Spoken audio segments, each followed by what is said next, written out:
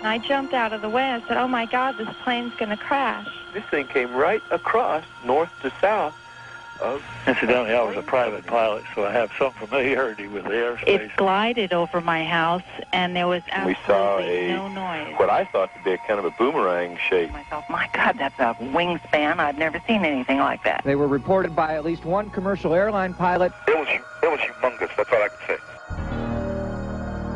It passed right in front of us, just about right above eye's length.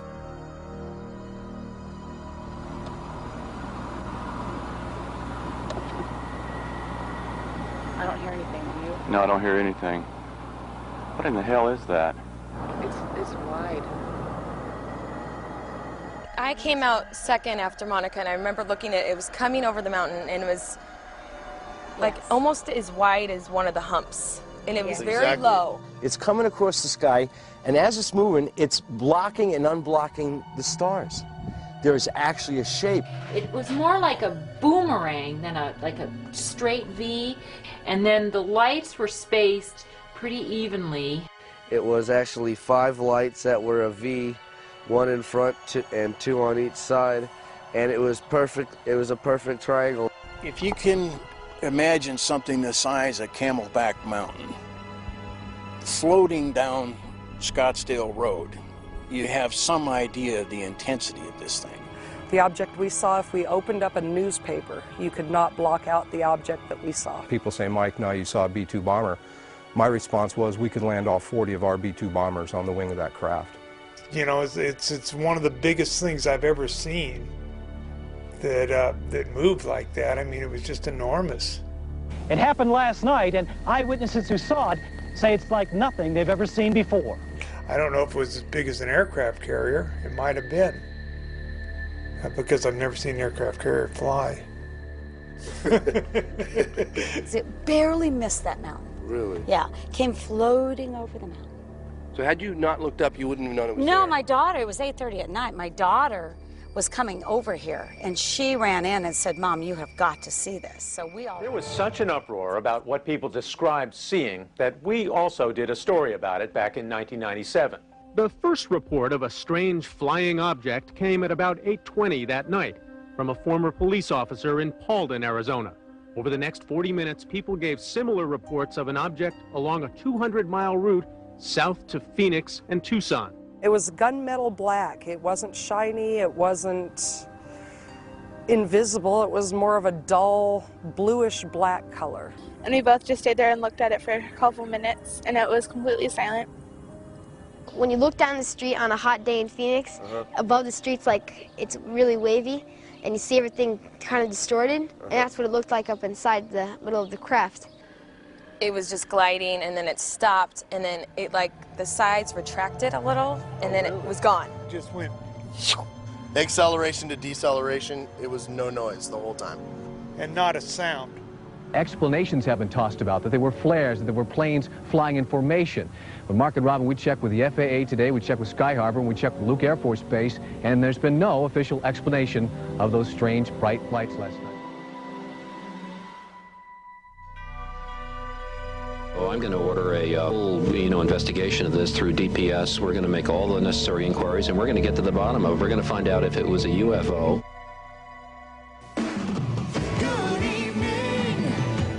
I'm Patty Kirkpatrick. Remember those mysterious lights in the sky? Well, the governor says there are new leads in the case. Good evening, Arizona. Governor is holding a news conference on the lights in the sky over Phoenix in March. Let's listen in. And now I'll ask Officer Stein and his colleagues to escort the accused into the room so that we may all look upon the guilty party. Don't get him too close to me, please. It's,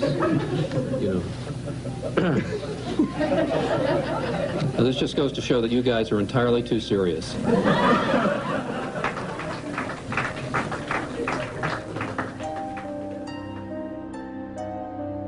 I think what really irritated me was the joke the governor pulled with the Martian.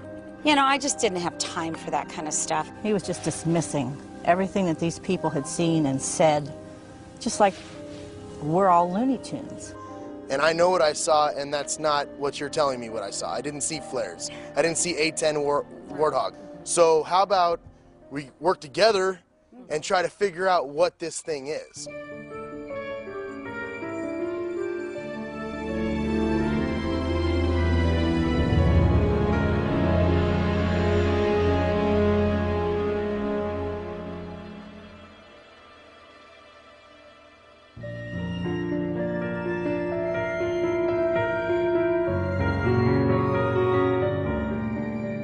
So when you hear someone says they saw a UFO, you think they're crazy? Yes, I think they're crazy, yes.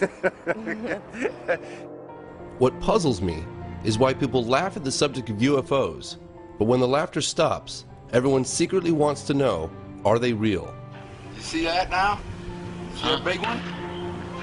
See it going? Do you see it? With this. I don't know if I want to know if UFOs are real, because then that raises a lot of other issues. Who are they? Why are they here? Are they going to hurt me? Do they have chocolate? When I told my father I wanted to make a documentary about UFOs, he said I was crazy. In fact, my whole family did. And 95% of the time, this stuff is crazy. But the remaining 5%, that is what keeps me going. This man in the saucer, can you describe him?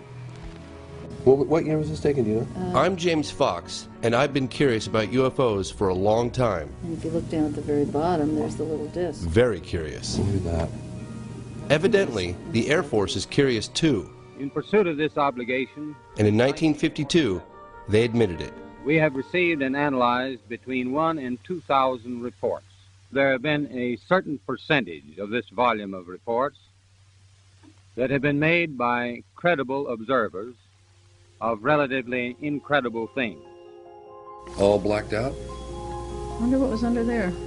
With the help of investigative reporter Leslie Kane, I decided to put together some of the best witnesses from around the world for this film. Almost 10 years after the termination of Project Blue Book. The cases and photographs you are about to see represent some of the best evidence that UFOs are real. It's of unknown origin. What were they after? The beam of light that came down at our feet. Ms. James? Beams were going down into the WSA. Hey, we are all in the limo and we're on... The operator in the tower would verify that, and several of us. So they were looking for fissile material. I hear the same question over and over. If UFOs are real, then surely someone in the know would be talking. So what time are we actually going on the air? I think 6 o'clock, you guys. Hey, Chris. Yes, we need everyone.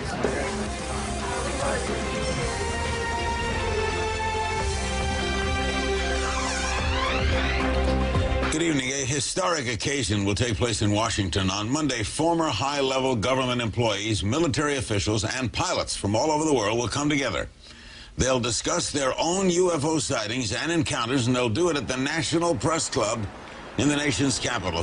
This group has gathered together to call on the United States government to take an active role in investigating cases involving unidentified flying objects. James Fox, will you be there Monday too? Absolutely, yes. To establish the fact that the phenomenon is real and it's happening worldwide. Fife, are we now saying that the United States is taking this seriously, or is this just an event? I think the United States is taking it seriously, and they need to. It's long overdue. And you're going to moderate it, right? I'm going to moderate it.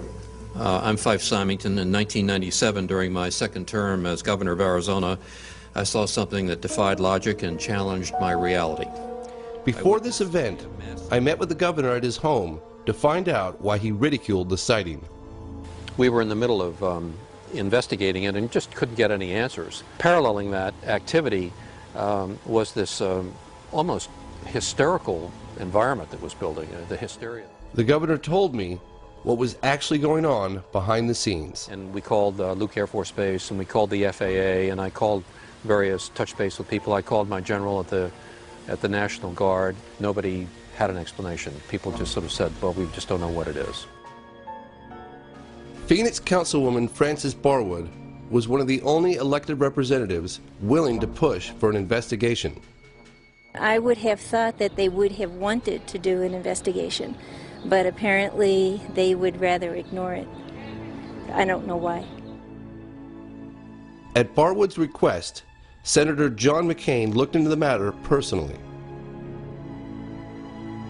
We asked the Air Force to look into it, and this was the first response that we've gotten. We're going to go back and ask them to look at it again. Senator McCain wrote letters to both the National Archives and the Air Force. Both claimed not to have jurisdiction over such matters. I was kind of surprised at that response. But there are people who said they saw things, and whenever that happens, they deserve at least an investigation, it seems to me. The Air Force explanation eventually provided to Senator McCain was military flares dropped from A-10 Warthogs between 9:30 and 10 p.m.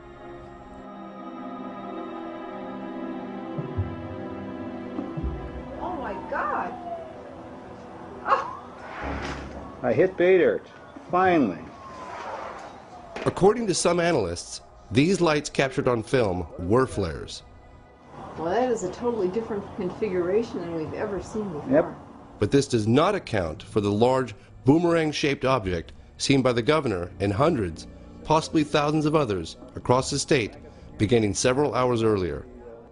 I mean, it clearly had a shape to it, and a big shape, and it was a constant shape.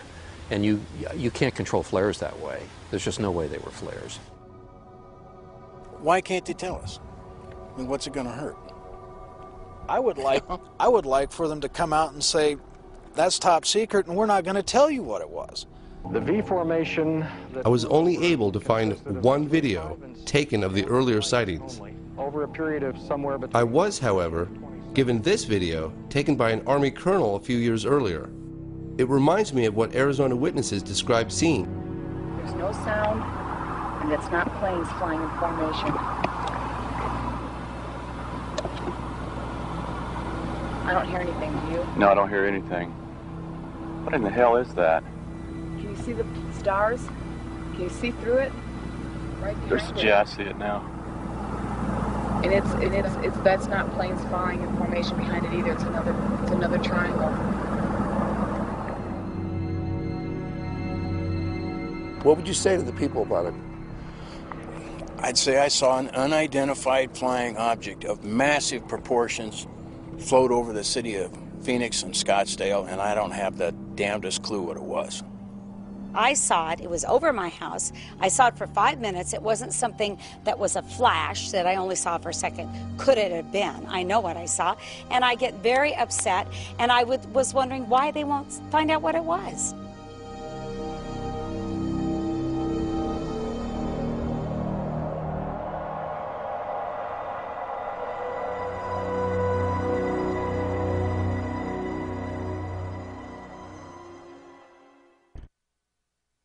Governor Symington, I am Bill Burns from the History Channel. Just a quick question. When you were giving your press conference back in Phoenix, were there any external pressures on you to diffuse the situation in the way you did, or did anyone instruct you not to comment on the truth of what was happening in Phoenix? Well, the only external pressure, and it was significant, was the fact that there was just this massive public reaction to the lights over Phoenix. I mean, we've just being inundated by the press and people coming into my office saying this thing is just reaching heights of hysteria and concern. I'd never seen that before. I mean, I'd been in office for quite a while, and I'd never seen kind of that reaction. And so three of us sort of sat down at the end and decided to try to lighten the mood a little bit. Well, I'd like now to set the record straight. I never meant to ridicule anyone. My office did make inquiries as to the origin of the craft, but to this day they remain unanswered. I still don't know what it was. As a pilot and a former Air Force officer, I can definitively say that this craft did not resemble any man-made object that I'd ever seen. Well, I now know that I'm not alone in witnessing something extraordinary. That's the bottom line. There are many high-ranking military, aviation, and government officials, many of whom are here today, who share my concerns. Some of them have truly exceptional stories to tell. Hundreds of people saw a majestic triangular craft with a span of approximately 120 feet. Powerful beaming spotlights moving very slowly without making any significant noise, but in several cases accelerating to very high speeds. Physical traces on the ground from the craft were confirmed by the local police. The official conclusion of Japan in 1979 was that about 15% of the cases remained unidentified after careful analysis by our experts. Fue entonces que me acerqué a 100 metros del objeto. Tenía unos 10 metros de diámetro, estaba como esmaltado con una cúpula de color crema sobre una base metálica ancha y circular. No tenía motores, ni escapes, ni ventanas, ni alas o antenas. Carecía de todos los implementos típicos de un avión y sin ningún sistema visible de propulsión. Lamentablemente, el tema relacionado con los ovnis se encuentra muy contaminado y con una importante cantidad de información falsa. Most UFO sightings turned out to be misidentifications of things such as aircraft, satellites and meteors, but in around 5% of cases no explanation could be found. Washington, D.C. is no stranger to this story. Could these saucers be some kind of a secret weapon of ours? No. If they were, Air Materiel Command would be the first to know. How about a device from a foreign country? We know they're not. What is your opinion, Colonel? The U.S. Air Force's involvement with UFOs started back in World War II when pilots reported being followed by luminous orbs. They were nicknamed Foo Fighters. By 1947, flying saucer sightings were getting national coverage. They flew like erratically, like a saucer would if you skipped it across the water. According to this memo titled Opinion Concerning Flying Discs by General Nathan Twining, the phenomenon reported is something real and not visionary or fictitious. No, it just come up like that and then it tipped and just, I mean, really went.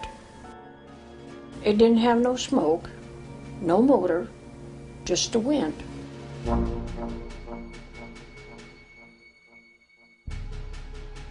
It went fast. I've never seen anything go so fast in my life as that thing went. Yeah. The sightings over Washington in July 1952 were just part of one of the biggest and most impressive UFO waves in all UFO history. This incident was witnessed by the public, military pilots, and air traffic control. The pilots went aloft. They saw a luminous glowing object out in front of them, right where the radar indicated it to be. So you had ground radar, airborne radar, and the pilots' visual sightings. Look magazine reported that radar operators at Washington National Airport tracked UFOs at speeds up to 7,000 miles per hour. I am here to discuss the so-called flying saucers. Major General Samford, who was the Director of Information of the Air Force, called a press conference which was characterized at the time as being the largest press conference since World War II. The Air Force interest in this problem has been due to our feeling of an obligation to identify and analyze to the best of our ability anything in the air that may have the possibility of threat or menace to the United States. There have been a certain percentage of this volume of reports that have been made by credible observers of relatively incredible things. It is this group of observations that we now are attempting to resolve. Did the Joint Chiefs of Staff talk to you or concern you about the unknown and the unidentified flying object? Oh, yes, we discussed it at every conference that we had with the military, and they never were able to make me a concrete report on. Do you have anything on the subject, sir? No, I haven't anything on the subject, and there's always things like that going on, flying saucers. And there were senior Air Force generals convinced that we had interplanetary visitors. And they were setting the policy, and they were behind the Life magazine article of, I believe, April 1952, which was titled, "Do We Have Interplanetary Visitors?" And you read the story, the answer obviously was yes. With the cooperation of the United States Air Force, Life magazine conducted an exhaustive one-year study. Out of a number of conclusions, this one caught my eye. No power plant known or projected on Earth could account for the performance of these devices. Dick Calderhose is a journalist and a qualified pilot. He saw what he believed to be a flying saucer. It was a flight from Winnipeg to Vancouver in jet aircraft. We're fairly high, about 37,000 feet. Coming up in the mountains, just about sunset, this unexplained light was, or disc-shaped object was down in the darkness. So I just happened to have a camera with me, and we took a picture. In my opinion, I think they were worried that it would panic the public if they knew that someone had vehicles that had this kind of performance way back right after World War II, period of time. So they started telling lies about it. Dr. J. Allen Hynek investigated UFOs for the United States Air Force for over 22 years. The most well-known of these investigations was Project Blue Book.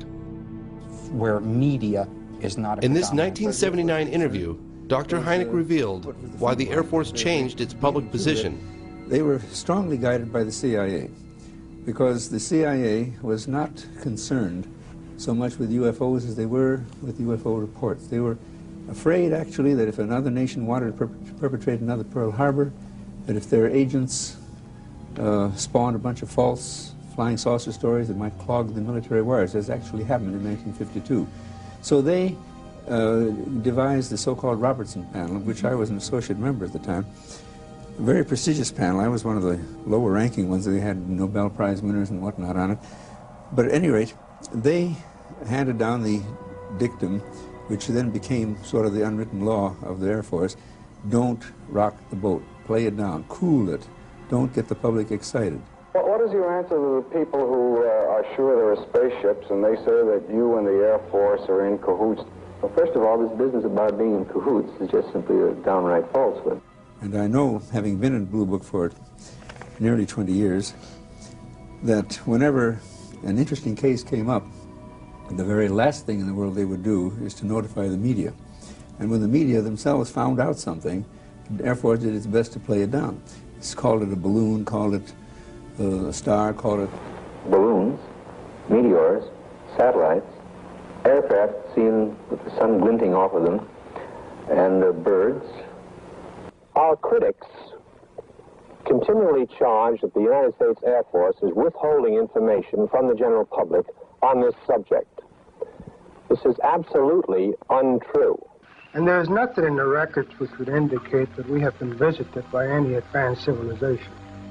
There's nothing to hide. There's nothing to hide at all. Good evening. Reports of flying saucers are nothing new. When it got to the top of the trees, it stopped. So it looked like a round disc. Residents of the area saw it. The police saw it. Sergeant Newell Schneider of the Sheriff's Office remembered it well enough to draw it. What do you think it was? Well, if they call it a flying saucer, that's what it is. The Air Force sent its chief scientific consultant on UFOs, Professor J. Allen Hynek, to check the Michigan sightings. A little bit of swamp light appears here. It goes out. Another one appears over here. That goes out then. But the illusion, as viewed from a distance, is that the objects have moved back and forth. The citizens of Michigan didn't buy it and asked then Congressman Gerald Ford to investigate. Mr. Ford, what about flying saucers? You've had some in Michigan in the past week. Do you really believe in flying saucers? You've called for a congressional investigation. Dave, we've had several incidents in Michigan in the last week. Incidents that many reliable, good citizens felt were sufficient to justify some action by our government, and not the kind of flippant answer that was given by the Air Force where they passed it off as a swamp gas. Now, this is not an attack on the Air Force spokesman or the project spokesman. They are simply following orders to explain away all UFO sightings as quickly as possible when they become public and deny that UFOs really exist. Scientists were being misled, even as the public was being misled. And to this day, most scientists have no inkling of the serious hardcore evidence, because now it's all treated like a tabloid subject. Are you sorry now that you did tell people what you saw? Yes, I am. I'm sorry because not that it's not the truth, but it's just the idea, the reaction of the people. They think you're a nut. Tell you the truth, that's just what they figure you are. And I'm not going to take it no more. I don't want nobody down in here. I just leave me alone. And if the thing lands right there by that pump, I'd never say a word. 10 years ago, in 1969, they closed Blue Book, and I thought for a while that maybe this was finally going to be over. But since that time, we've had about 25,000 more UFO reports. Many of the hundreds of people reporting the sightings believe they've all seen the same object. It's called the Hudson Valley UFO.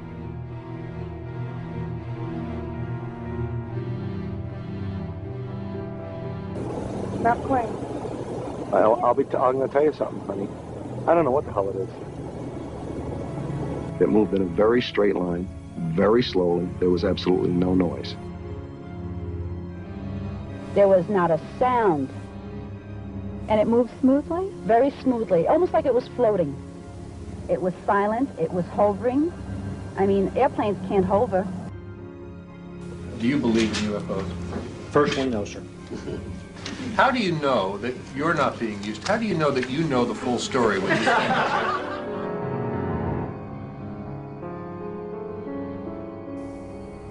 My name is Gary Tuckman with CNN, and this question's for the governor and Mr. Callahan. This really is a government that doesn't mind scaring us. We still have orange alerts and red alerts, and they scare us all the time. It keeps people in work. So I'm wondering why you think, and you just state that that's the reason and that's it. Was that really the motivation for a government that doesn't mind scaring us?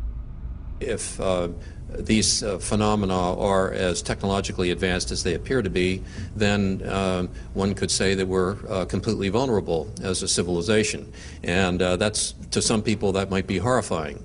And I'm just speculating on that feeling of vulnerability. And so a lot of people like to say, well, you know, we're not vulnerable. That's just not true. That didn't happen. And they shut it out of their minds.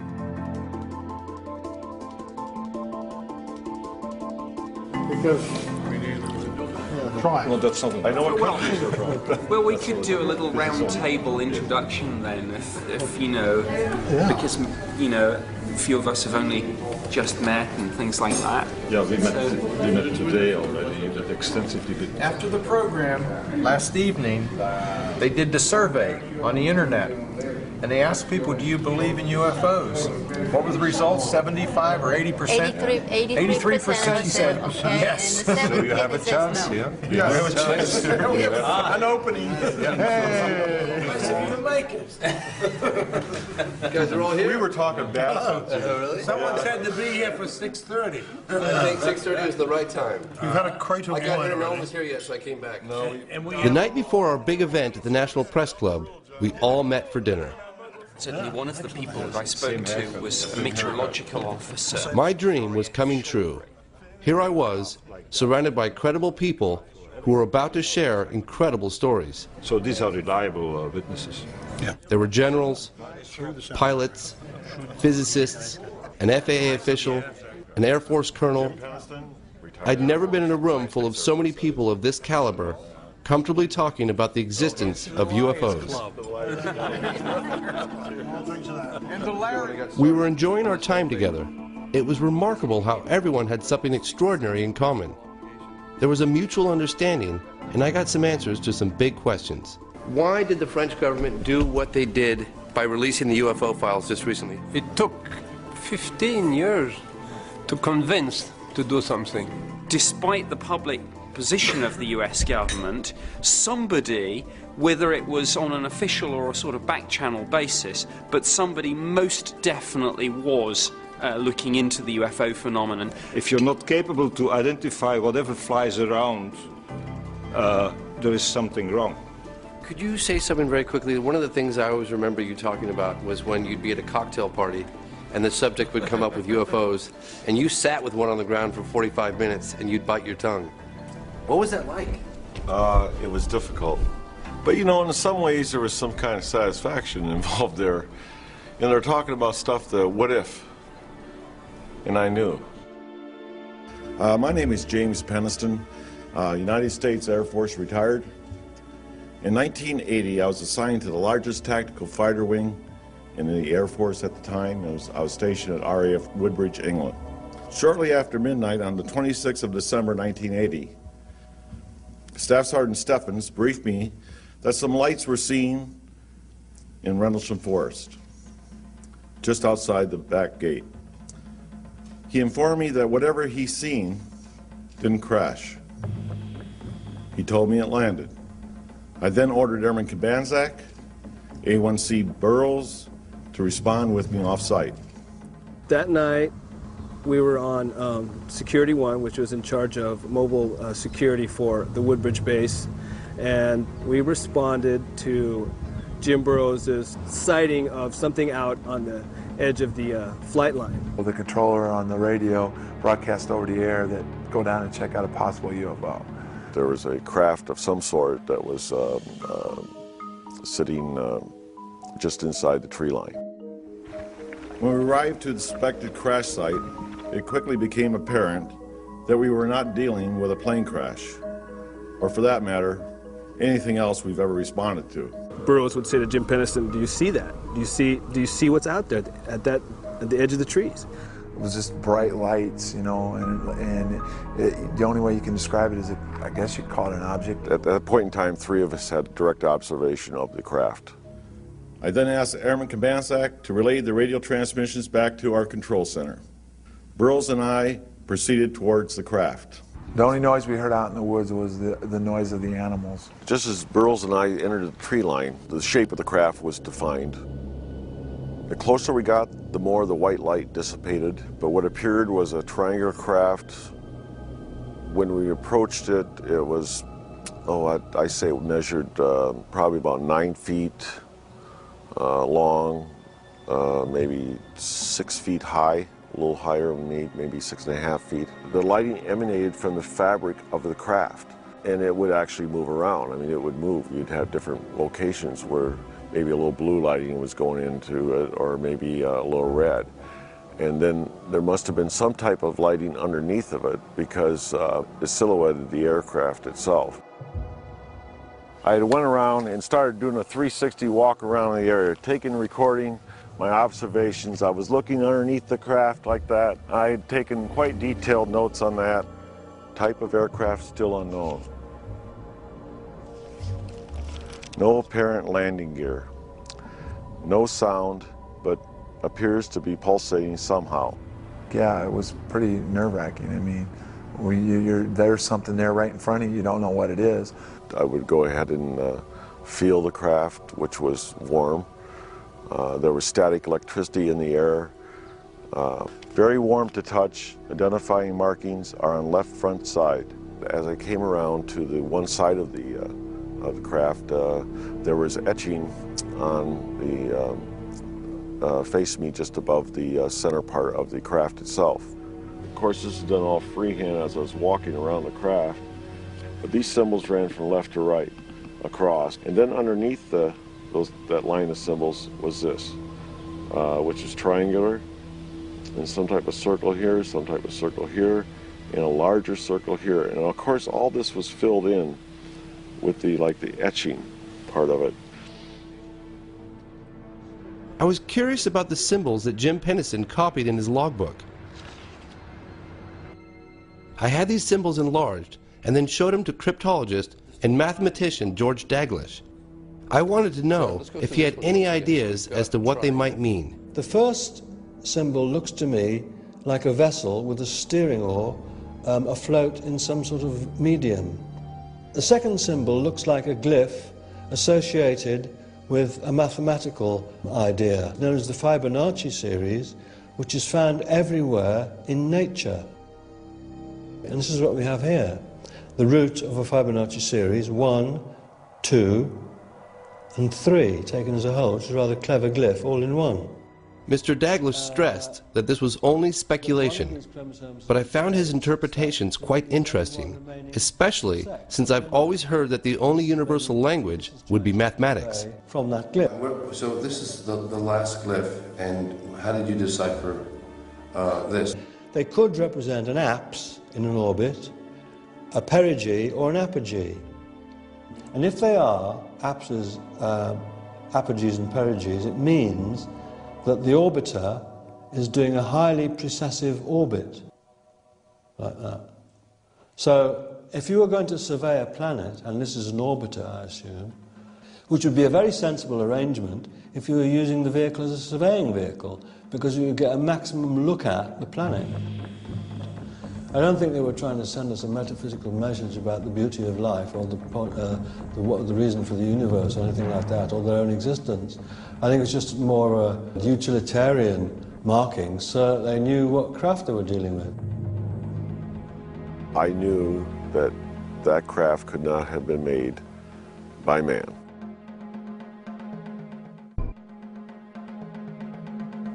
And then it started moving back in between the trees with absolutely no sound, no air disturbance at all. Takeoff, unknown speed, and I write, impossible. I mean, it was threatening to me, but it wasn't the type that you were going to shoot on it. And also the fact was that, what would happen if I would have shot at him? What good would it have done? That night, over 80 Air Force personnel, all trained observers assigned to the 81st Security Police Squadron, witnessed the takeoff. The information acquired during that investigation was reported through my military channels. The team and witnesses were told to treat the investigation as top secret. Thank you.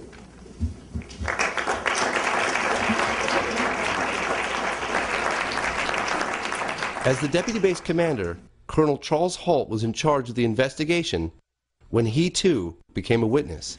In late December 1980, I was called upon to investigate a very strange event, an event that was distracting our security police from their primary duties. I believe that he went out there to debunk the whole situation, and I think he got in the middle of a situation he couldn't explain either.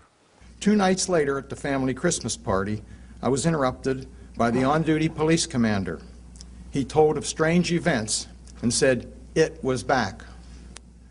Since my boss had to present awards, I was tasked to go out and investigate. I fully expected to find an explanation. During this entire event, I was fortunate to have with me my small pocket recorder. It's a little in there. What you're about to hear are excerpts from the original recording made that night. There's no doubt about it. There's some type of strange flashing red light ahead. It's yellow. I saw a yellow tinge in it too. Weird. And now we've got an object about 10 degrees directly south, 10 degrees off the horizon. And the ones in the north are moving, one's moving away from us. Moving out fast. There's one on the right heading away too. Yeah, we're both heading north. Okay, here he comes from the south. He's coming toward us now. One approached at a very high speed and sent down a strange beam right at our feet. Now we're observing what appears to be a beam coming down to the ground. This is unreal.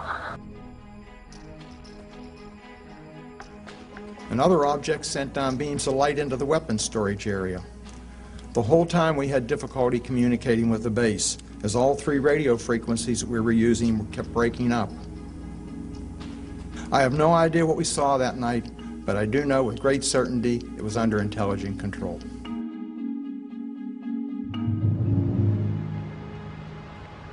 Five-star Admiral Lord Hill Norton had been pressuring Parliament to provide clear answers on this case. I wanted to know if he believed a UFO actually landed at a U.S. airbase in England. That is one explanation, that it actually happened, as Colonel Halt reported. The other explanation is that it didn't. And in that case, one is bound to assume that Colonel Halt and all his men were hallucinating. The British Ministry of Defence's position is that nothing of any defense interest took place. This position was strongly criticized by the Admiral.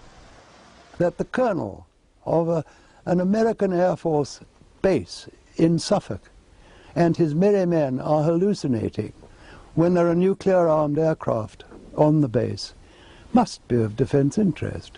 If indeed what he says took place did take place, and why on earth should he make it up, then surely the entry of a vehicle from outer space, certainly not man-made, to a defense base in this country also cannot fail to be of defense interest.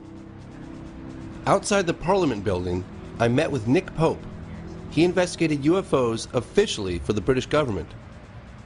I reopened the case and conducted a sort of cold case review of the original investigation, and I was shocked to find a series of basic errors had been committed, exactly the same sorts of errors that often fatally undermine a police investigation. Nick Pope shared with me some startling evidence from the Ministry of Defense's files. This is one of the most important documents to have emerged from the MOD's case files. It's from an assistant director in DI 52. This is their assessment of the radiation readings that Colonel Holt and his team took at the landing site. What we have here is a plaster cast of one of the 3 indentations, the object that Jim and the other 2 gentlemen approached. It's approximately 8 to 10 inches across and about 3 inches deep at its maximum point. This is cast number 2. He made an impression of all 3 of the indentations and they were all identical. Now, here's the key bit. These levels seem significantly higher than the average background. And in fact, and I double-checked this with some other government scientists, it's about 8 times normal. So this is absolute proof positive from the MOD's own documentation that something extraordinary happened.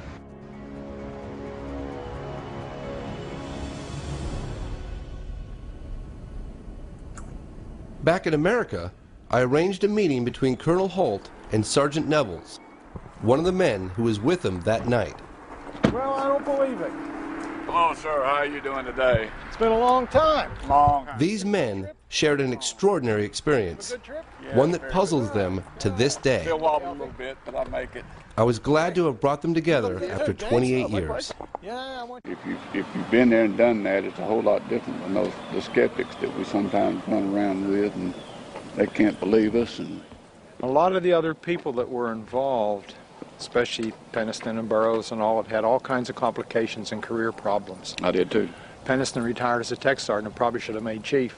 There's no doubt about it. There's some type of strange flashing red light ahead. Step by step, Colonel Holt and Sergeant Nevels went over what happened that night. It's brighter than it has been. Phil, it's coming this way. It is definitely coming this way. What was going on right there?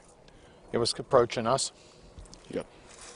No way of calculating how fast it was going. It was just gone. The turns were 90-degree turns. They were just abrupt. Right, and there's no way that anything we had in technology then, and I don't believe the technology we have today, would allow anything that we saw to make the turns the way they turned. We met with General Gordon Williams, the wing commander of the entire base. He would neither confirm nor deny the incident. He did, however, tell us how he felt about a leaked memo written by Deputy Base Commander Colonel Charles Holt. That went under the door and I didn't see it. Now, did he have a motivation in doing that? Did he think that if he brought it into me, I would have stepped on it? I certainly would have looked at it very carefully because it had some things in there that I don't think we were prepared to defend. Once that cat was out of the bag, you know, I couldn't put Humpty Dumpty back together again, and it lived its own life. I just find this very interesting that the U.S. Air Force or government generally says that they don't investigate UFOs since the termination of Blue Book, and yet you're convinced that there was an investigation that took place. So who gave the orders to do that? It certainly didn't come from anybody that was normally on the base other than the OSI. I didn't tell my wife. I didn't tell my daughter. I had a top secret clearance, and when I was told to shut up, I shut up.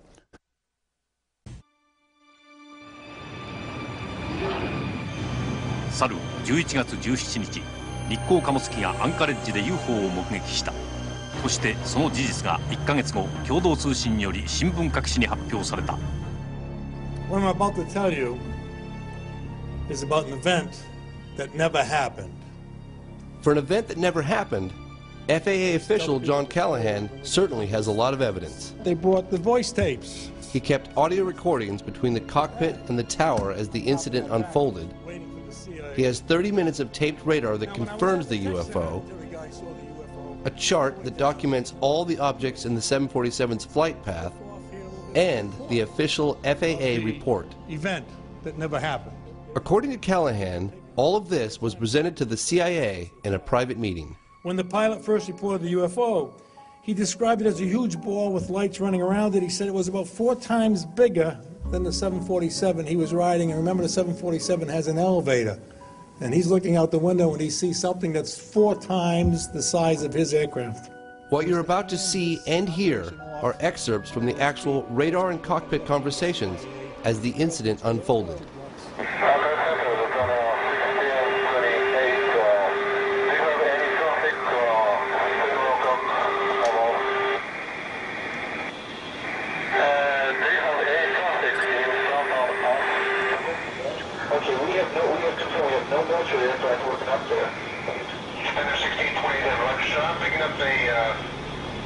Hit on the radar, approximately 5 miles in trail, your 6 o'clock position. Do you concur? Commander 1620, David, sir, if you're able to identify the type of aircraft, if you can tell whether it's military or civilian. It's been a 16 days, but we cannot identify the type. It's going to be, okay. It is what? It is okay, we've lost contact with it now. 2030. We're almost on time. I think we're within 20 seconds or so.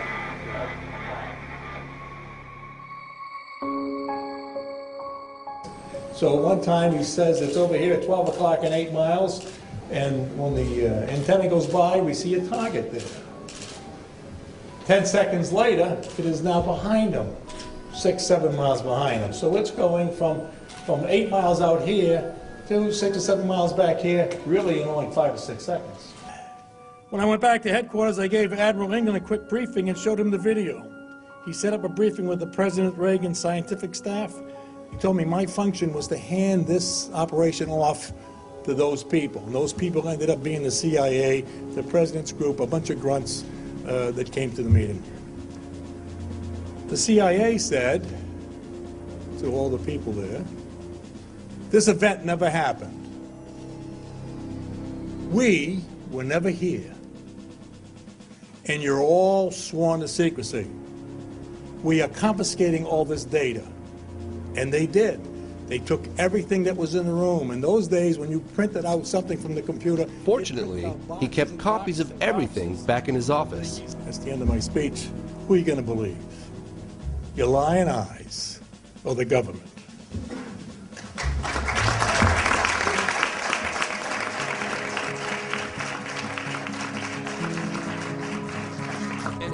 Well, how do you feel about your husband coming forward? Well, I think that's John. John is comfortable in what he says and what he does, and that if what he sees, he will tell what he sees, and I don't think anybody is going to tell him that he can't. And I'm proud of him. I think he does a good job, and he's telling the world what it should know. One of our greatest success stories was getting General Jafari from Iran to D.C. It took 3 months of negotiations to get his visa. Jafari was one of 2 Iranian fighter pilots ordered to intercept a UFO hovering over Tehran, Iran in 1976. The pilot in the first jet lost instrumentation and communication. When he got too close to the brilliant object, so he headed back. About 10 minutes later, they scrambled a second jet which I was piloting. General Jafari scrambled his F-4 Phantom jet to get a closer look.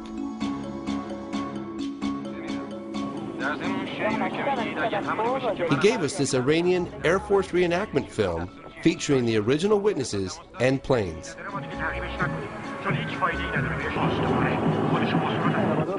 Even though Jafari's F-4 fighter jet was traveling at the speed of sound, it was nowhere near fast enough.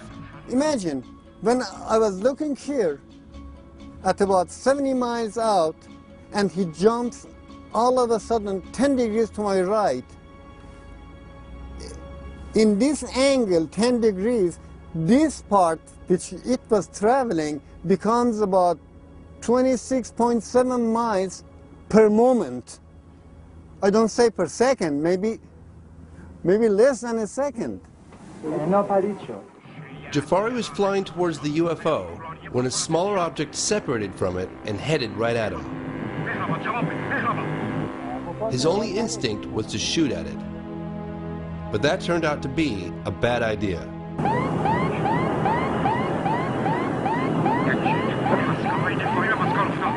All the instruments were fluctuating with the garbles and the radio, so I was really frightened. So I decided to turn away, and I said, if it comes closer than about 4 miles, I will jump out. So, having maneuvered away from the object, Jafari's control panel returned to normal, and he regained contact with the tower.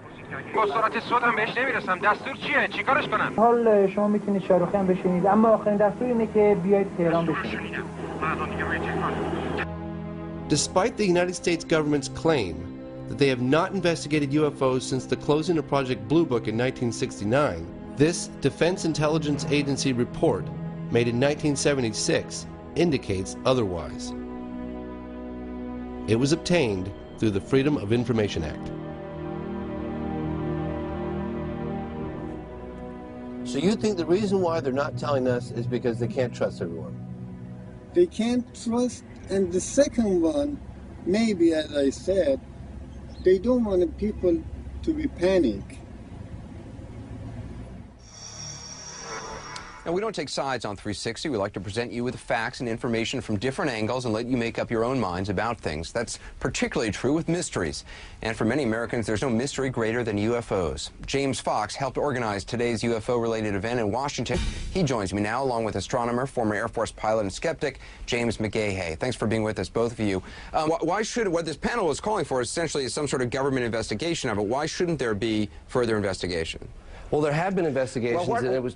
Well, hang on a second. Let me just state this clearly. One of the things you keep interrupting me, sir, please. One of the things I want to mention very quickly is that the official position from the Air Force is that they terminated Project Blue Book in 1969, and there have been no official investigations since then. However, we found evidence to suggest the contrary. On a number of cases in Tehran, the general said the Americans were making discreet inquiries about the case there, as well as Bentwaters, England. The colonel said that the OSI came in and investigated that case. So you believe there is a government investigation going on, you just want it more public? They're making discreet inquiries, unofficially, yes. Well, UFOs are basically a modern space-age mythology. It's a conspiracy wrapped in superstition and myth. Where does this superstition and myth come from? And how could it be so pervasive? Within a few months of the original saucer report, practically everyone in America was conscious of flying saucers. Oh, there's an alien who's trying to kill me. Oh! Now, did you see a UFO? I did, and the rest of the account, I didn't. It was unidentified flying object. Okay, it's like, and so wait, we're just getting started. You've got to be kidding. And then I would say, where was it? What did it look like? What were you doing? How much had you had before you saw it? It was probably some other satellite or a fast-moving airplane that they saw. I wouldn't believe them. I mean, I know there's been sightings, random, not well documented. Well, Jay Leno once asked, if these extraterrestrials are so highly evolved, how come it is that they only address people named Bubba who are out hunting and fishing?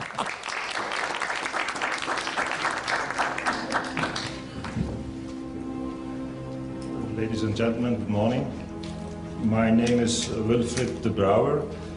I'm a retired Major General of the Belgian Air Force, and I was Chief Operations in the Air Staff at the time that an exceptional UFO wave took place over Belgium. The nature of this sighting was such that people identify a large triangular platform with very intensive spotlights and also hovering, being static at a certain moment, being able to fly at very low speeds and then accelerating to very high speeds in seconds. In addition, these objects didn't make any noise. It was only a humming noise.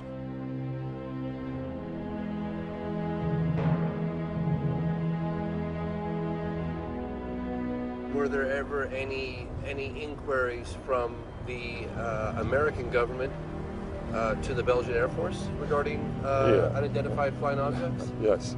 Well, some informal inquiries, but nothing formal. I would have liked to see a formal request. But some people came to my office and asked about this phenomenon and also what we thought about it. And asked to have a copy of a video which was taken by one of the aircraft which tried to intercept one of these objects. And I said, yes, you can have a copy, providing there is a formal request.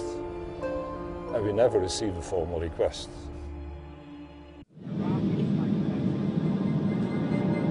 Airline 544, Roger, I do have a primary contact now.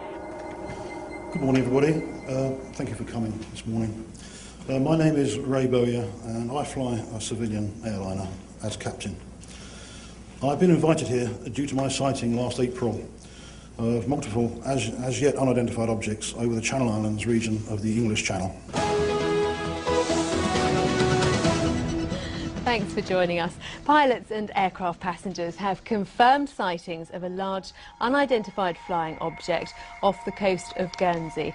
The mysterious shapes were spotted earlier in the week and are described as a long, motionless object that measured up to a mile wide. Airline 544, zone pass message. Do you have any traffic, can't really say how far, but by 12 o'clock level? Roger, I've got a very bright object, well, it wouldn't say how far, extremely bright, yellow-orange object, straight ahead, very flat platform. We're looking at it through binoculars as we speak. Airline 544, Roger, I do have a primary contact now, very faint primary contact, just to the left, approximately 11 o'clock this time, in a range of about 4 trap miles. Roger. I've got a definite contact by 12 o'clock. Very bright yellow object looking, well, like a cigar.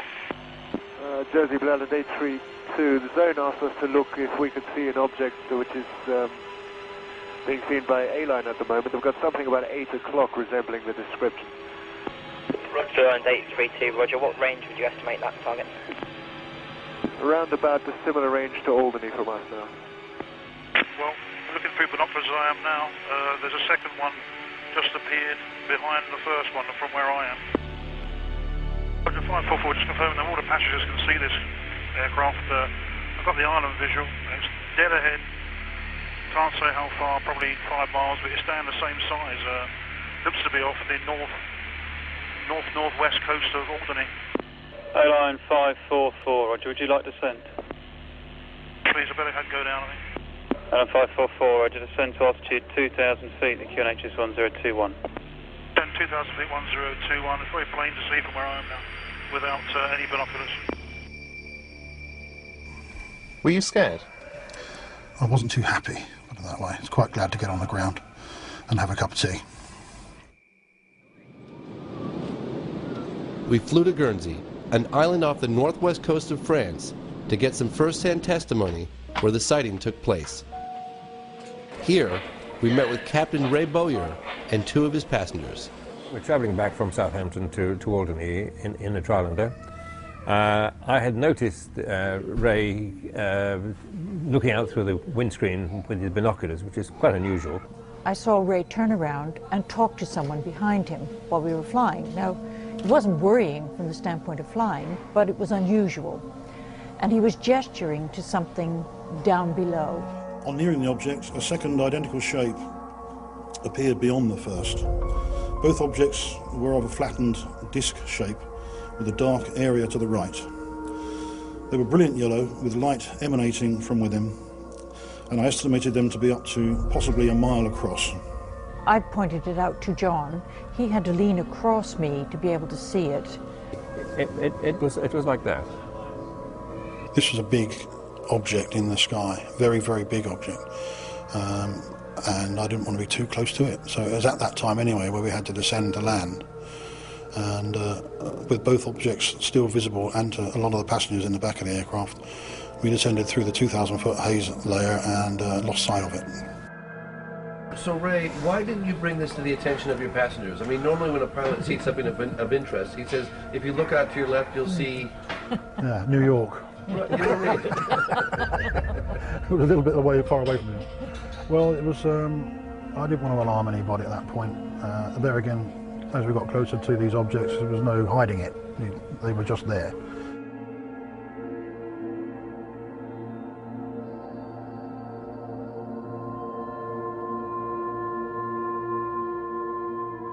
Take a note of some of the differences between the British and the US reporting system. It appears that attitudes on opposite sides of the Atlantic are very different when it comes to the required reporting and recording of this type of event. I would have been shocked if I was told that the CAA in UK would obstruct an investigation, or if the CAA told me that what I had seen was something entirely different. But it seems that pilots in America are used to this sort of thing here. I returned home from Guernsey to find a DVD sent to me from Salida, Colorado. Listen carefully to the 6-year-old girl who points out a UFO to her dad. Dad, can a spaceship grow bigger like that? Huh? Huh? Uh-huh. It could. I'm not sure what the sounds are, but the object reminds me of what Ray and his passengers described seeing. It moved over that part of the sky there. It probably moved 500, it probably moved 100 miles in a matter of a second or two. These up there now, you know. You see that now? See that big one? See it going? Do you see it? Oh, you can't see it. I can't see it with this.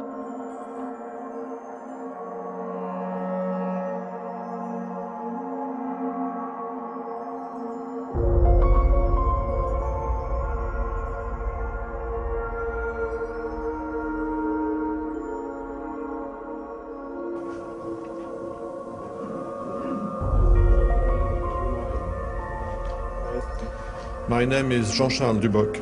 I am a retired Air France captain. During Air France flight 3532 from Nice to London on 28 January 1994, I observed with my crew a UFO in broad daylight near Paris. And it looked like this, with a bank angle of 45 degrees. It seemed to be a huge flying disc. It stabilized and stopped moving. It was about 1,000 feet wide. The most incredible aspect is that it became transparent and disappeared in about 10 to 20 seconds. My co-pilot, Chief Steward, and I quickly realized that what we were seeing didn't resemble anything known to us, and we reported our sighting to Reims Traffic Control. There is a crew of 3 persons plus radar correlation at the same time, not the same place but the same time, and that means that we have had something real over Paris one day, a huge thing. Good evening. Last week, several people in Stephenville, Texas, a small rural town of about 15,000, 70 miles southwest of Fort Worth, witnessed what many are calling a UFO. James Fox, I know you've been probing this for a long time. We've never got an answer to this. Why do you think the Air Force doesn't want this out? Well, I mean, what are they going to say? We don't know what's flying around in our airspace with impunity? Why can't they say that? I think that possibly could. I wish they would. If the Air Force is listening tonight, why don't you tell us the truth?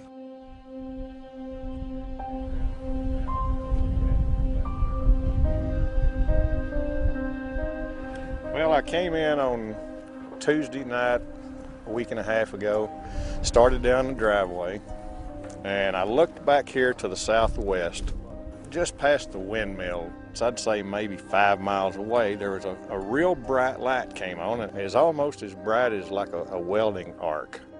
One of the guys that was at my house that night called up and said that he wasn't coming back to my house until we got armed guards. And I said, why is that? And he said, well, there was a UFO flew over your house Tuesday night. I said, I saw it. I was so distracted by what I saw that you could have had a train go in front of me and I wouldn't probably heard it, because I was so focused on these lights. But I do not remember hearing any noise at all whatsoever. How would you describe the acceleration? Probably the speed of light. And I tried keeping up with my binoculars and I couldn't. This case, so far, qualifies for that 5%. The lack of sound, the speed of the object, and apparently the military's interest. There were two jets coming from that direction this way, and I did hear the jets. You know, we're used to seeing military aircraft in our skies here in this area. We're used to seeing, you know, the helicopters and the fighter jets and the C-130s, and I mean, we know what those look like. By the way, so, when it comes to military aircraft, I am a trained observer, so. Whatever that's supposed to mean. Whatever that means, right? Why don't we take another break here? We're visiting with James Fox, filmmaker in town, doing research on the UFOs and interviews. We'll take a break. We're back right after this. Good evening, everyone. Welcome to Dublin. In Dublin, the whole town showed up to discuss this sighting. My name is Steve Hudgens. I'm senior field investigator for MUFON. We're down here to investigate this extraordinary event. It was going so fast and it didn't make any noise. The lights seemed to be streaming and breaking around it.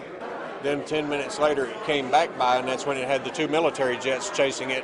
I've been a witness to this and give you all the information I can. You don't want to come forward and say anything because they'll say, oh, they're an idiot, because I've thought that before until I saw this. I guarantee you the jet, whoever's flying the jets, they had a visual on it. It was incredible. I listened to many witnesses and then went to the editors of the local paper where this story first broke. Headlines. I mean, these are all headlines. Angela Joyner saw me on CNN the night before and assumed I had all the answers. Major Carl Lewis at Carswell, I've talked to him a lot, and he said something of this size would leave a sonic footprint much like what we know as a tornado path. It would just demolish things on the ground. Why don't we see that? I have no idea. That's a good answer. Angela and local radio station Mandatory FM introduced me to Ricky Sorrells. We had a drink at the local bar where he agreed to meet with me the following day. All these aircraft in the area, they wouldn't normally be flying. They told me that Ricky had seen a lot more than lights in the sky. Hey, we can hold that door, kiddo. I used to think that people that saw this and came on camera and said this kind of stuff, I thought, man, these guys need some help, you know? But it happened to me, and I can't change that. I had a hard time dealing with it, but... So you looked out all the way in that direction, you didn't see the edge? Looking up, Ricky said he could not see the edge of the craft in any direction. You couldn't see the edge of it? Couldn't see the edge of it. But I do know this, it's bigger. You could have landed an airplane on that, I believe. God, it's an incredible story. Nothing, no sound, no when it was hovering, nothing when it moved from left to right, and nothing when it took off. And holding his rifle and sometimes actually looking through his scope, Ricky stood under the craft for about 3 minutes. I don't know if you've ever been in that situation, but no, I certainly haven't. I've been in it only very few times in my life, but I had to slow my mind down to actually think about what to do with it, the information that I was receiving for the first time. And that's what I did. I studied it. You know, I seen no nuts, bolts, rivets, seams, no welds, none of this. It looked like a piece of sheet metal. You know, it wasn't shiny. It was a dull, I don't know what you call it, matte finish maybe. And this is what I had a hard time with, was if something was to leave, in my mind, it should pivot up and go, like an airplane would. This did not do that. This stayed completely flat, and it went at a 45-degree angle away. And it took off at such a high rate of speed that no way I can describe it as if I would have blinked. I would have thought it just disappeared. On January 21st, 2008, Robert Powell and Glenn Schultz received radar data from the FAA. This image was created directly from that data. Each black dot, and there were over 140, represent radar confirmation of an unknown object whose flight path is seen heading towards Crawford Ranch. I just want to know what it is. You know, why was it here? What was it? Is it ours? You know, that kind of thing. Although the military initially denied being in the area, the official explanation from the Air Force is now a flight of F-16s. After each witness I meet, I find it increasingly difficult to accept the military's response. I've actually stepped back and tried to view the big picture. I would like to find out what it is. And if people believe me, okay. If they don't, that's okay too. T-minus 15 seconds and counting.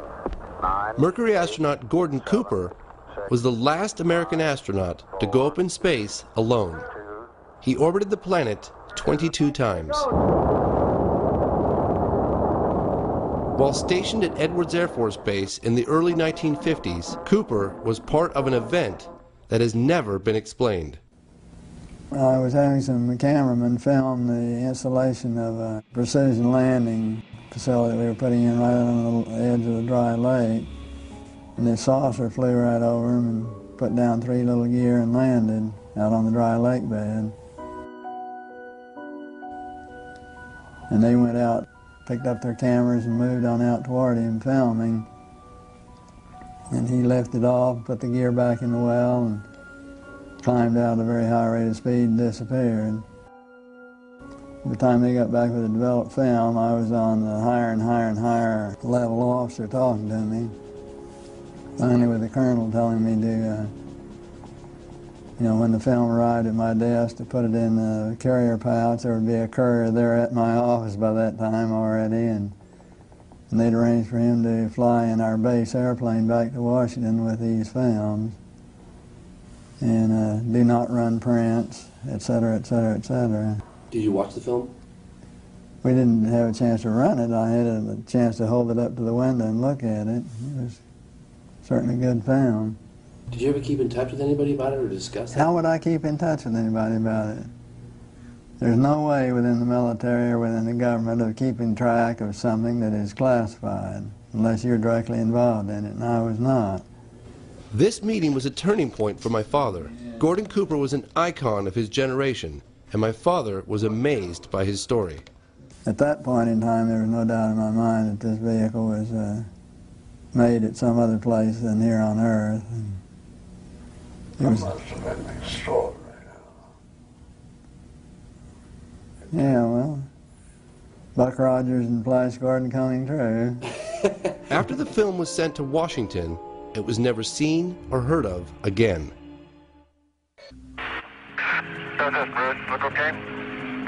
Apollo 14 astronaut Edgar Mitchell was the 6th man to walk on the moon. He has met with people in military and government positions from several countries who have privately shared with him information about UFOs. Seem to be well-documented events that represent flying craft that do not match anything we have in an earthbound arsenal. I felt that Dr. Mitchell would know the reasons for secrecy. Why are we stonewalled? I can't answer that question. I think it's long past time to open this up to the public. But the best answer is probably because they don't know what to do about it anyhow. My father and I caught up with President Carter at a book signing in San Francisco. What happened to the UFO issue? What happened to The UFO issue. I don't really know what happened to it. I saw one, but I don't know what. It just disappeared. Okay. Did you ask when you were president? What he said? Yes, but there's a lot of different answers, and nobody knows has proof of things.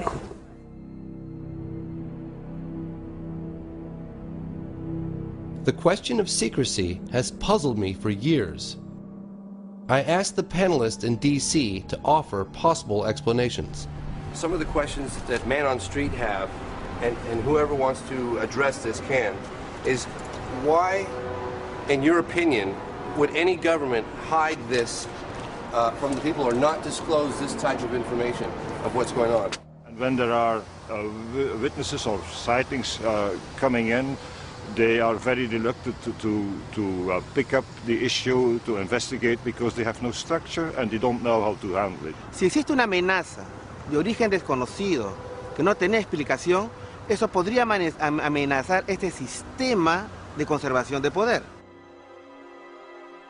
I suspect there are at least 5 agencies in the U.S. government that have investigative capability and do maintain files on UFOs. The public opinion, I think, is asking for information and is ready to believe that there is something serious. If we can convince the government, it could change. Good morning, ladies and gentlemen. My name is Jean-Claude Ribes, and I am an astronomer working for the French Centre National de la Recherche Scientifique from 1963 to 1998. I contributed to the French Cometa report, a 3-year military study on UFOs and national security, released in 1999. Cometa translates as Committee for In-Depth Studies. It was, in essence, a high-level think tank. Cometa included such members as 4-star General Bernard Lorlin, who was the former commander of the French Tactical Air Force and military counselor to the Prime Minister, as well as André Lebeau, former president of the National Center for Space Studies, and attorney-at-law Michel Algarin, director of the Cometa Group.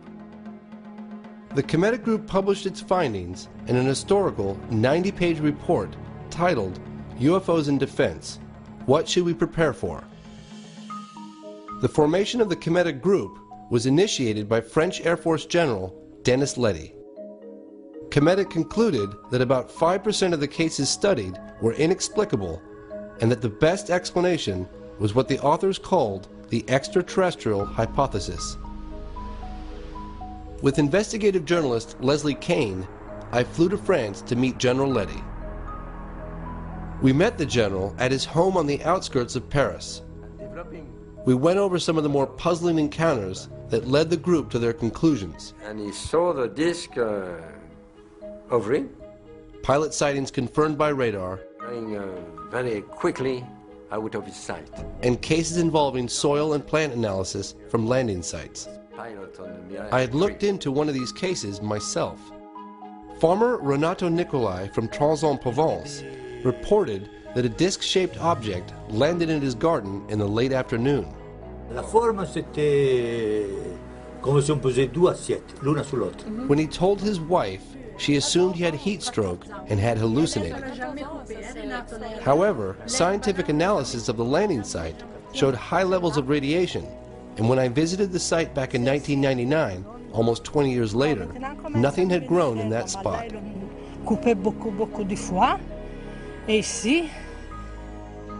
The town of Trans-en-Provence labeled the farmer a flying saucer fanatic. Je peux pas dire que c'était une soucoupe volante, que c'était... J'ai vu quelque chose, il s'est posé, il est reparti. What we're looking at? I mean, what is this photograph? General Letty also shared with us some impressive photographic cases. One of these was featured on the cover of the Cometa report. So it's mapping? Is it mapping the ground? Mapping the ground and developing... A mapping plane from the government of Costa Rica was flying at 10,000 feet. It had a high-resolution camera running automatically under the fuselage, taking a picture every 17 seconds. On one of the frames, this object was captured.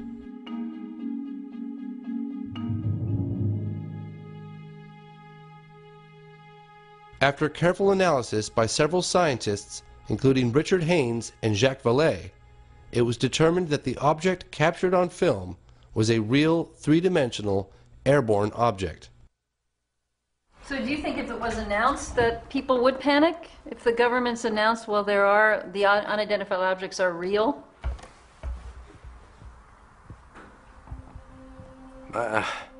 I cannot say yes, but I cannot say no. I asked the general to explain the committee report's extraterrestrial hypothesis. For us, we think that the best explanation is that object came from outside. We don't say they come from outside, but the best explanation is that hypothesis. In 2007, an investigative branch of CNES, the French equivalent of NASA, made 1,600 sightings spanning 5 decades available to the public.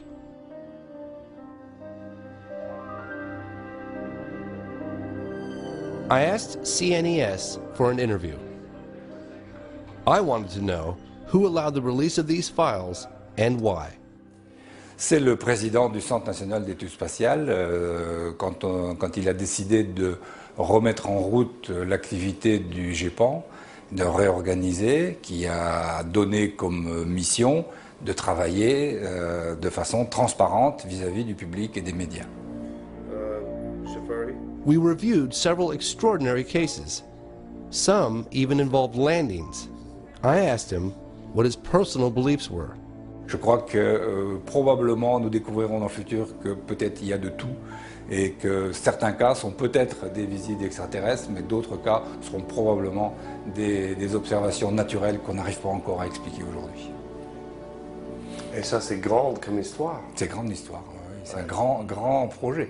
Ouais. Big job. Huge job.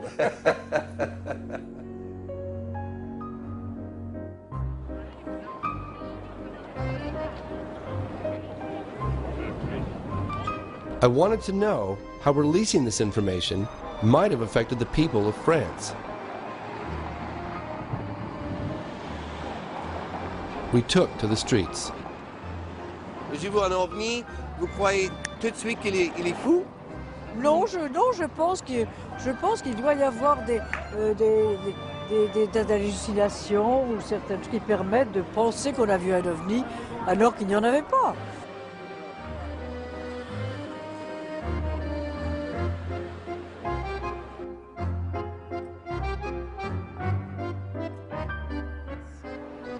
Does it make you scared? Yeah. I'm scared too that they're going to come and they're going to be hostile and they're going to try and they're going to hurt us or do something to the world. Do you think governments know more than what they're telling us? Apart from American governments. Yeah. Est-ce qu'il est possible que ça peut venir ici? Pourquoi pas?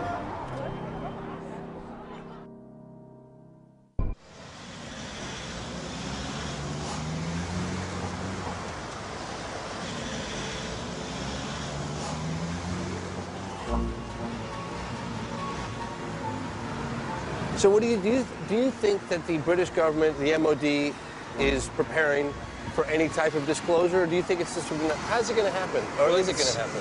It's not going to be, as I say, disclosure with a big D. Right. It's going to be disclosure with a small d. In other words, we will be releasing the files, but... In May 2008, the British government began the process of releasing its entire archive of UFO files. From 1991 through to 1994, I was the desk officer responsible for these investigations. And these cases included incidents where reliable witnesses, such as police officers and pilots, reported structured craft performing speeds and manoeuvres significantly in excess of anything that they'd seen military jet aircraft perform. In July of 2009, the Ministry of Defense released this document. It's a briefing regarding the mass sighting over England in 1993. In summary, it states, there would seem to be some evidence on this occasion that an unidentified object or objects of unknown origin was operating over the UK. To the skeptics who say there's no evidence, I would say this. The Ministry of Defence in the United Kingdom has received 10,000 UFO reports since 1950. Not just lights in the sky, but structured craft, sometimes tracked on radar. But don't take my word for it. All this can be viewed at the National Archives on the Ministry of Defence website. So the evidence is right out there. The phenomenon has not changed a great deal, has not changed materially since 1947. And I'm quite sure that neither we nor the Russians had anything like the capabilities demonstrated by the UFOs in 47. I don't think we have now. Thousands of witnesses now, credible witnesses, which can confirm that indeed this so. Activities which cannot be related to terrestrial activities. They're not aerodynamic. They're something else. And the suspicion is that they're anti-gravity or some kind of electromagnetic gravitic drive to them, which would explain a lot of things that goes on, including the electromagnetic effects on vehicles and so forth. Furthermore, it is not customary for countries to test their secret weapons or secret devices in 133 different countries all over the place. And also, from a moral standpoint, I doubt very much that we would have sent astronauts to the moon using antiquated chemical fuels if we had a way of doing it much more efficiently. If we have, then it's criminal that's being kept strictly in military hands, because this would solve all of our energy problems in the world.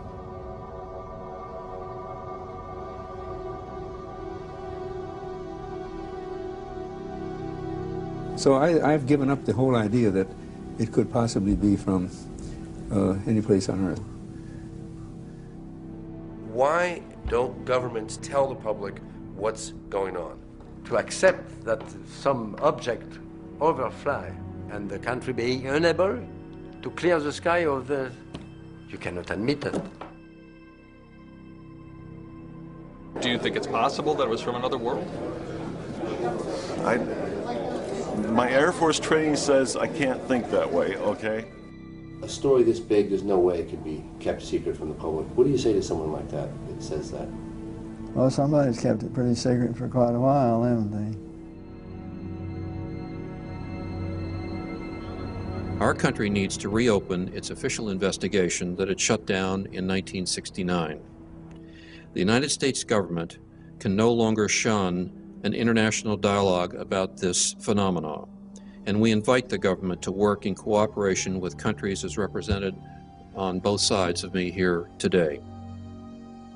This position is supported by President Clinton's former Chief of Staff, John Podesta. Podesta, also an advisor to President Obama, spoke at a 2002 press conference organized by the Coalition for Freedom of Information. I think it's time to open the books on questions that have remained in the dark, on the question of government investigations of UFOs. It's time to find out what the truth really is that's out there. We ought to do it really because it's right. We ought to do it because the American people, quite frankly, can handle the truth. And we ought to do it because it's the law. Bring up these witnesses from the Air Force and the National Aeronautics and Space Agency. Have them interrogated by members of the House or Senate committee. Let them put their records on the line. And let the people who have allegedly seen unidentified flying objects come and testify.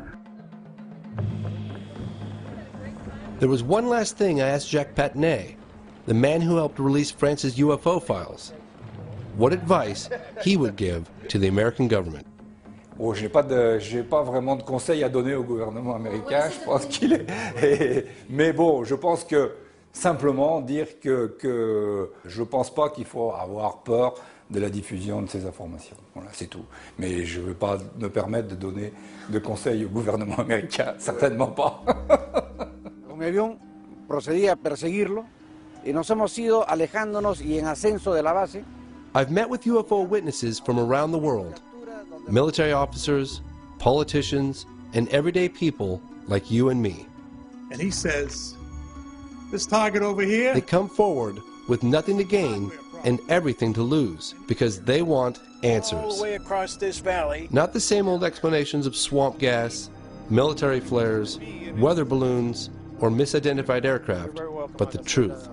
There's no reason for me not to say what I saw. I had nothing to hide. I have nothing to gain. You know. Maybe somebody involved with the U.S. government knows the origin of these craft, but I don't. All of a sudden, 10 degrees to my right. If they're ours, then somebody has been hiding revolutionary technology for over 50 years. I've never seen anything go so fast in my life as that thing went. Yeah. If any of them are not man-made, then we're not alone.